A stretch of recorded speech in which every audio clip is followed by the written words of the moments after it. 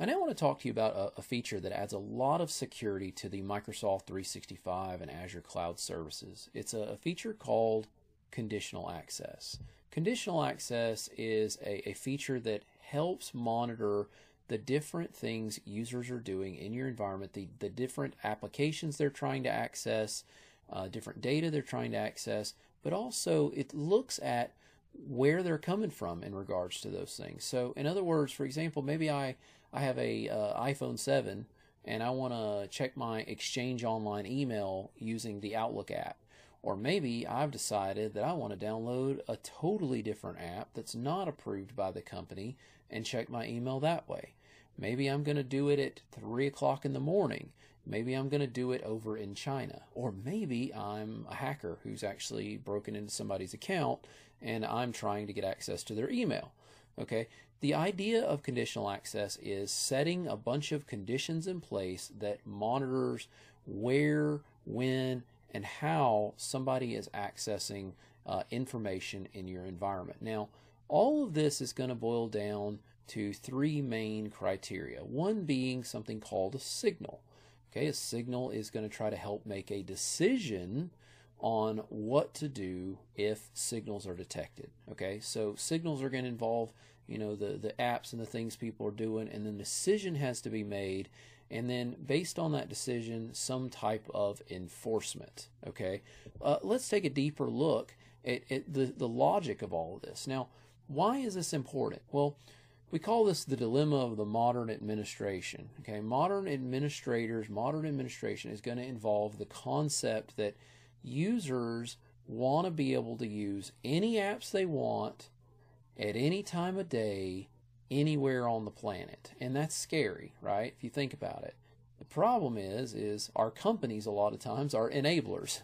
Our companies, they don't care. They're like, hey, we want that to happen. We love the idea that users can that employees can work anytime, anywhere, with any app and access their data. But that causes a lot of problems for us, right? Because it doesn't allow us to easily protect our data. The good news is Microsoft has provided us with tools to assist us in all that. And of course, conditional access is one of the tools that's going to help us. Okay, so we have got to find a way to consider things like our signals, okay, which are the ways they're being detected, things like user location, the devices they're using, the applications they're using, and maybe they're a real-time risk. There's somebody who's trying to break in from a totally different place than a user normally comes in at, and then verify these attempts.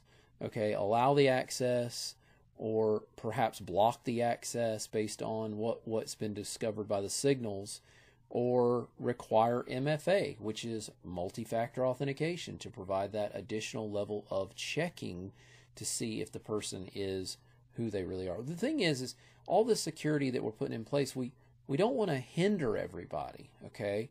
We want things to be secure but not hinder everybody. You always got to remember, though, that whenever you introduce security into an environment, it is going to affect things a little bit. I always use the analogy, it's like the fact that I have to unlock my front door before I can go in my house. Does that slow me down a little bit? Yeah, it slows me down a little bit getting into my house.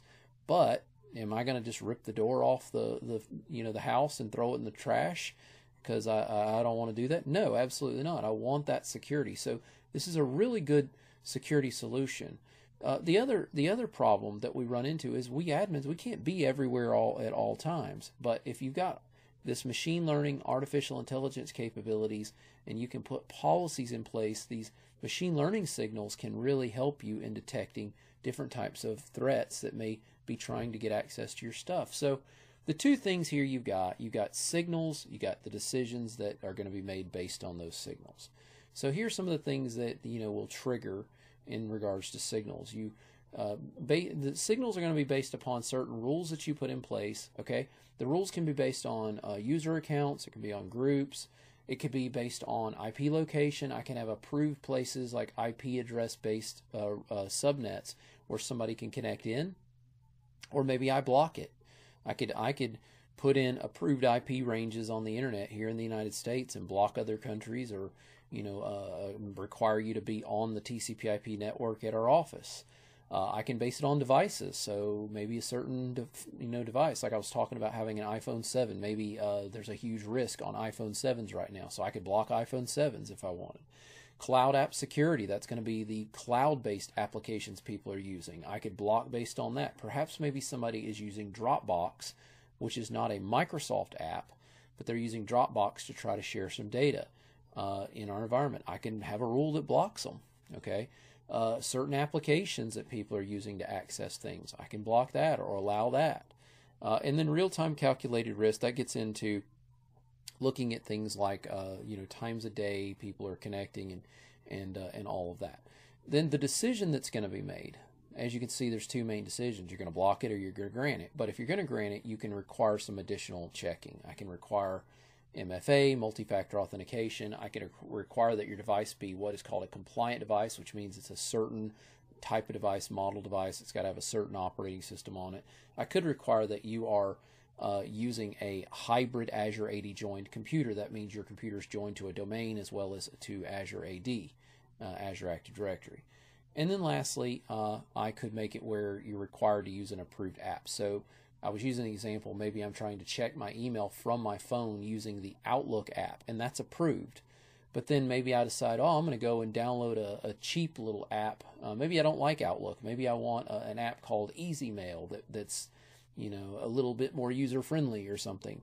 Well, we could block that because that's not an approved app. It could be a security risk. So again, all in all, conditional access is going to add a lot of security to your environment.